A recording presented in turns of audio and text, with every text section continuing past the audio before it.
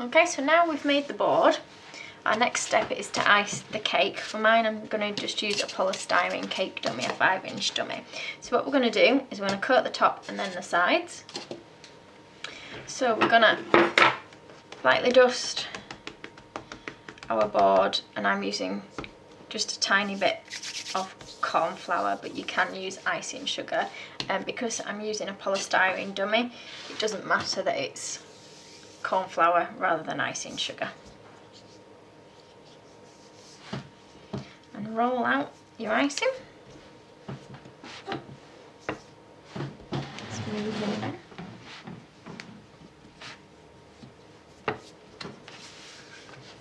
Turning your fondant round as you're rolling. Now I've rolled it bigger than it needs to be, so I'm just going to trim out the middle bit, and it's literally just going to go on the top of our castle. So put that there. So what I'm going to do is turn this over, just put a light amount of water on the fondant so that it will stick, and we're just going to put it on the top of our polystyrene or your cake. I'm just going to trim the edges so that it's the same size as my polystyrene dummy. The edges aren't perfectly neat, don't worry too much, as we're going to be covering the edges. Okay. And it is a bit sticky.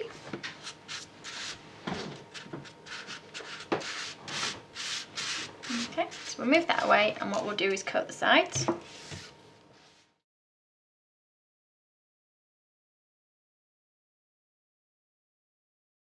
So we're going to roll out the fondant now into a long sausage shape. Just making sure your board is iced. I'm going to use my smaller rolling pin and just roll it out gently.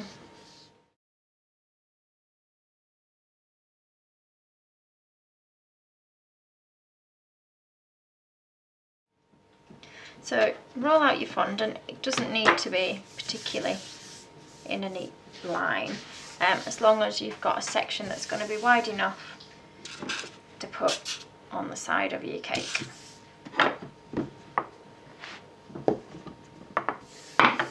Okay, so we're going to turn that over, and again, as we've done before, just wet it a little bit on the back.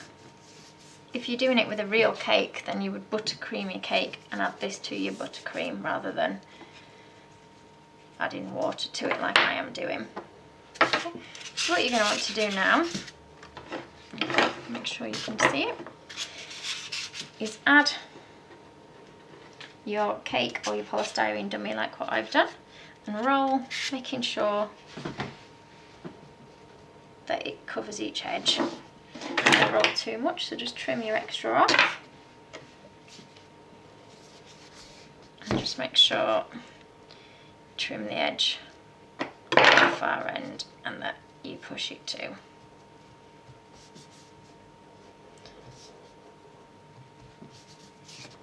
Okay.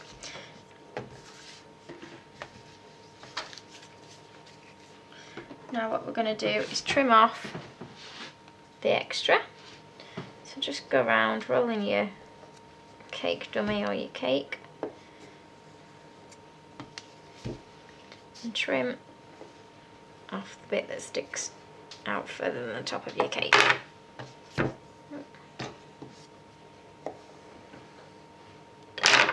we go. And we're going to turn that over. Do the same again with the bottom, turning it as you're cutting.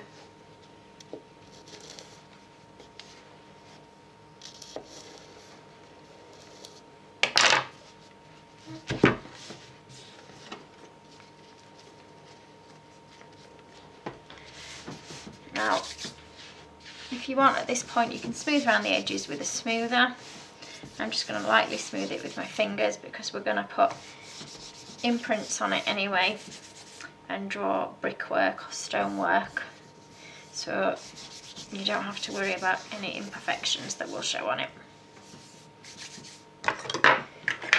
Now, to draw on the lines, what we're going to do is just take a modelling tool. You can use just a cocktail stick if you prefer. And we're literally just going to hold this up so you can see it. Draw on the individual stones by hand. And if you keep them in an assortment of sizes, and don't worry if they're not perfect shapes, if you do them slightly rounded or hexagonal, different shapes, they look more like old stonework. So just keep doing that all the way around.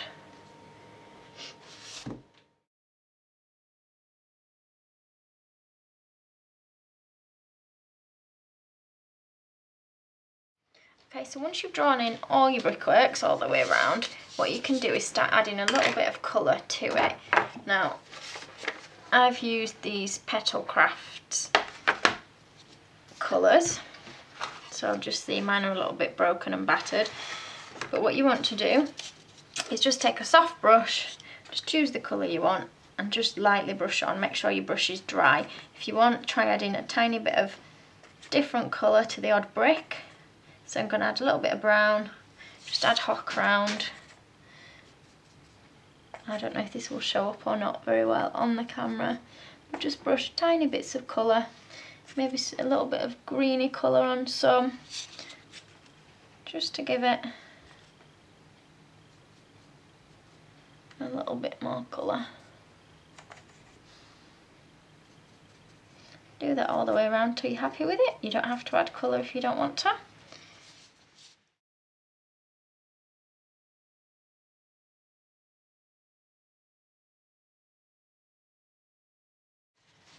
So once you're happy with your stonework that you've drawn on and coloured in, we're going to add that to our board. So take your board, and if you're putting on a real cake, just make sure you put a bit of buttercream on first, because it's not a real cake, it's just a polystyrene dummy that we're using for this one. We're just going to wet the icing just in the middle, enough to make the fondant a bit sticky. And then we're just going to add our castle to the middle and just position it so it looks reasonably central, like that. If you have a patch that you think isn't your best bit, then just make sure that you've got that at the back, or we can cover it up with a tower. Okay, so now we're going to add our towers. You can either take a bit of cardboard tubing, so this one's from the middle of a cling film, and what we're going to do is just hold it against the cake and mark on how high you would like it to be. So I'm just going to bring mine to here, and then you just want to cut your card, if you can cut it,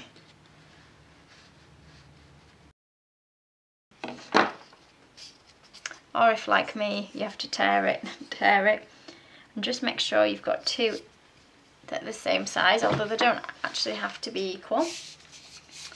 You can add as many towers as you want. I think for this one I'm going to add 4. You don't have to use the cardboard tubing, you can just make your own tubes out of a piece of card.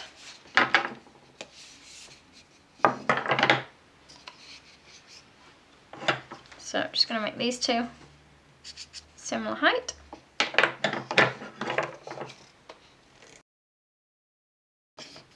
Okay, so we've got 2. You can use them either at the front or the back, they don't all have to be the same height. In fact, I think we'll have 2 taller ones that will go at the back, and we'll do a couple of smaller ones that aren't quite as high as the castle to go at the front. So what I'll do is half this, I'll just neaten off. Just neaten off the ends, if you can. And then we're going to roughly half it. Okay, so once you've cut your towers, you want to test them against the side of your castle to see how far out they stick. So I don't know if you can see, this one goes quite far out, so what I'm going to do is just make it so it doesn't stick out the board as much. So what I've done is just cut a little bit off the inside so that when it goes against my castle it fits within the board, and it's literally just a case of cutting, if you can, a section out of your tube, and because it's quite thick tube in this one it keeps its shape. So you'll see that just goes on there. And if you do that for all your towers, then what we're going to do is ice them. Okay, so we're going to ice our towers. Just lightly dust your board again. Just taking a little bit of icing, just roll it out. And we're just going to cover one of our towers in this, if it doesn't keep sticking. Doesn't need to be quite as thick as we've got it on the cake, but don't roll it out too thin that when we draw this stonework in that you're going to go right through to the card. So what I'm going to do is just wet this a little bit. Wetting the fondant will just make it stick to our cardboard tubing. Just going to put the tubing in. I'm just going to cut it so there's only a tiny bit overlapping at one side. I don't know if you can see that. Rolling it over a little bit and then rolling it all the way over to the other side, cutting it at the edge, and again just pulling it over so that it stays on, and then we'll cut the bottom and top end off, folding it over so it goes inside the tube, like that. And then what we're going to do is exactly the same as you did for the castle itself, for the main body of it. You're just going to draw in your little bits of stone, so you'll see, and it's up to you what size stones you want, what shape you want them. Obviously the bigger you do them the quicker it is to complete. Just do that all the way around them, and then repeat the process with all your other towers, remembering that you don't have to just have 4 towers like what I've done. You can have as many towers as you want, or as few as you'd like.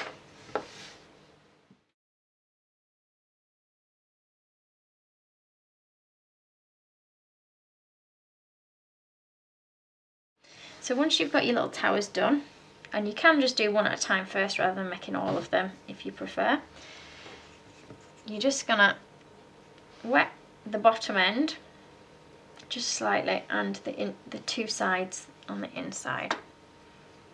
Try not to wet them too much like I just have done.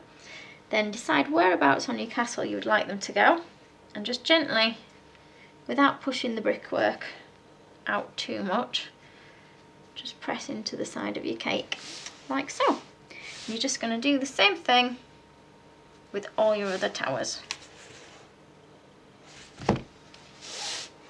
Once we've stuck on our towers, what we're going to do is a little trim that goes around the top of the castle. So you're going to take your sugar paste or your fondant that you've been using for your castle, and we're just going to add some flour paste or modelling paste to it just to stiffen it up a little bit so it stays in shape on the top of our castle a little bit better. Once you've got your flour paste mixed in with your fondant, what we're going to do is, we won't need the whole amount to start with. Just take some of that off and put some away so that it doesn't dry up. I'm going to just lightly flour the board a little bit. I'm going to roll into a long sausage shape. We're going to roll that out a little bit. Don't make it really thin. It needs to have a decent thickness to it. I'd say 1/2 centimetre, maybe just less.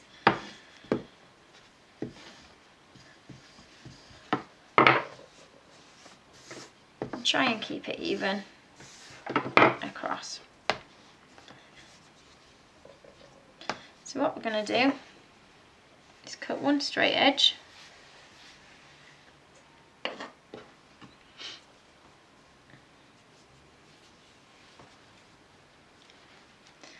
and then we will cut another edge.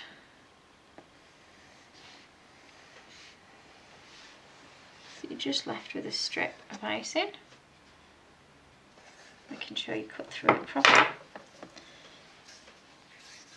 Try and keep it as even as you can. Okay, so now what we're going to do next is taking a small round cutter, you're just going to push in so it's not quite as high as halfway up. Leave a small gap and press again. Now I've done it thick so that I get a little mark from the top of my cutter in the patterning. You don't have to do it like that if you prefer it not to look like that. Bring it over here so you can see what I'm doing.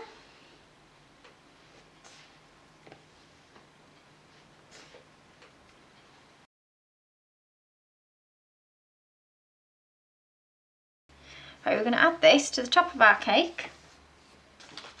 What we'll do is we'll start at the back of the cake and then we'll practice to the back before we go to the front where it's going to be seen more.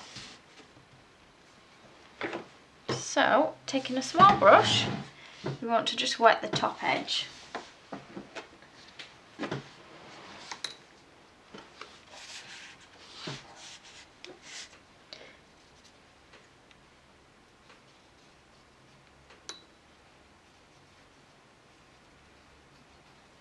Like so. And cutting a straight edge at the end of here, we're going to stick this onto our castle so that it meets with the top of the cake. Then when you get to your tower, just cut like that. And you see that just gives us the start of the edging for the castle. You can also put this round the towers as well. So the same thing again. Only this time we won't do it to the top of the tower, we'll just do it so it's in line with what we've already done. Slotting it in the gap, round, and cutting off again at the other side. Like that. You can play around with it a little bit, move it round until you're happy with what it looks like. If you want, push the edges down ever so slightly at the corner of each ridge. Do that all the way around the castle.